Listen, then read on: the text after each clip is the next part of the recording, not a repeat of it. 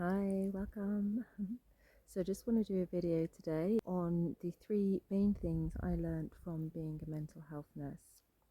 So jumping right in, the first thing I learned was the drugs don't work. Well, not the drugs alone anyway.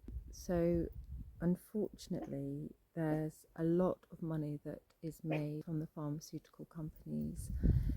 And I think for me, when we have people making money from people being ill and care, already there's a problem. That's just one part of it.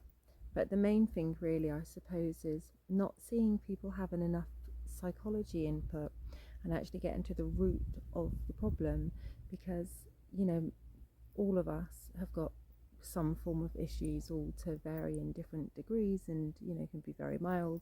Something as simple as in a partnership you're constantly getting triggered or sometimes getting triggered. Everything always comes down to childhood and the childhood that we had. And with mental health, when we're only just given drugs but not actually getting to the root of why that started, how that started, and unpicking that and giving therapy for that, for me is a very big problem. Not for the pharmaceutical companies, of course, because they're going to be making tons of money the longer people are staying on this drugs that they're taking from them, or medication, although we used to call it the drugs room anyway. So that's the first thing, is drugs alone is not the answer for helping people, which kind of leads me on nicely to the next point, which is about there is a far too big a threshold for people to be able to have some mental health input. And I think, again, this for me is quite a big problem, because by the time people come into the mental health system, it's kind of left a bit too late, or in some cases extremely late, very late, where it can then take years to unpick and to undo. And some people, which sadly are called revolving patients, just come in and out, back in and out of hospitals, and stay within the mental health pretty much most of their lives. And for me, I think if we were doing a good job, we wouldn't be having this, and people wouldn't have to go through this of coming in and out of hospital if we did it right the first time. Now, I know that we have primary care which have some kind of input, but we're not always using people that have been trained in the mental health area. So it's almost a little bit of a waste when we're not getting in there early to help people. And again, people are making money from people being in there for a longer period of time. So again, when we're making money from people being ill, you kind of got to look at what's going on with this system. Who is this system really benefiting? Is it the people that are using it and accessing it, or is it the people that are making billions of money over it?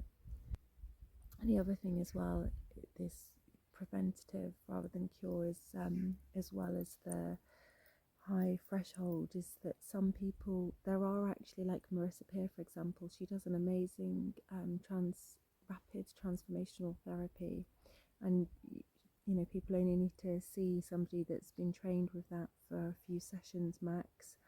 Why are we not using this if we really wanted people to get better?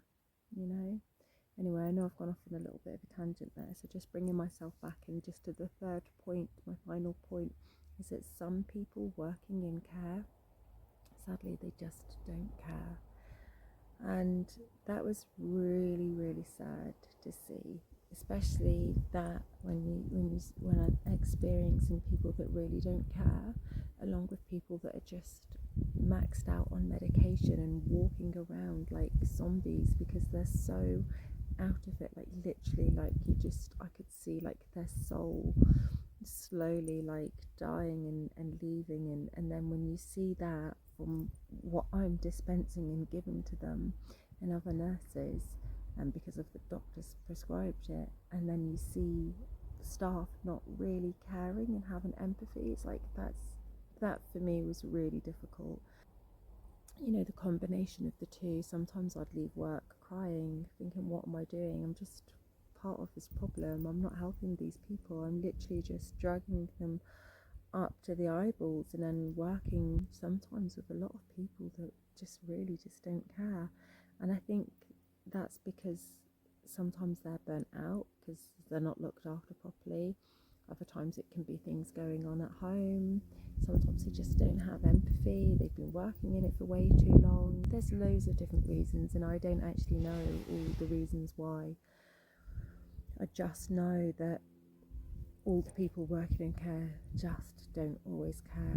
And I think when you've got that in combination with just using drugs and not enough psychology, as well as, you know, by the time some people manage to get through that threshold of getting into mental health, sometimes it can leave very little hope.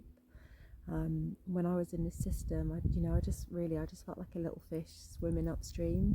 Just as an example, even just trying to get essential oils onto a ward. Like, there's enough research on essential oils that we know how amazing they are. We know how great nature is for the body, so many different ways, physically and emotionally.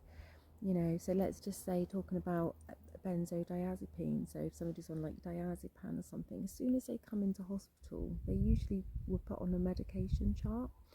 However, in the clinical trials, lavender essential oil, which is not addictive, whereas benzos are massively highly addictive, we weren't allowed to use them. We weren't using them on the ward.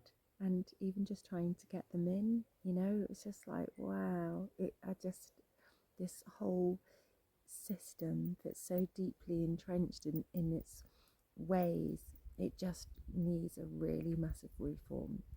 So anyway, I'm going to leave it there. So just to point again, the three major issues, or the three biggest things I learned from working in mental health is: 1, drugs alone do not work. 2, sometimes the threshold for getting into mental health is just way too high. And 3, that some people working in care, they just don't care. And I just want to say, if you are in mental health and you do have any problems, and I don't want to take any of your hope away. That's one thing I did love, is actually there is still hope. And if you see in this, then it's definitely for a reason. So maybe go and look up Marisa Peer, even if it's not to do her therapy, but listen to some of her YouTube videos. She's got a lot of beautiful things to share that can help pretty much most people, I'm sure. All right, much love and blessings. Bye.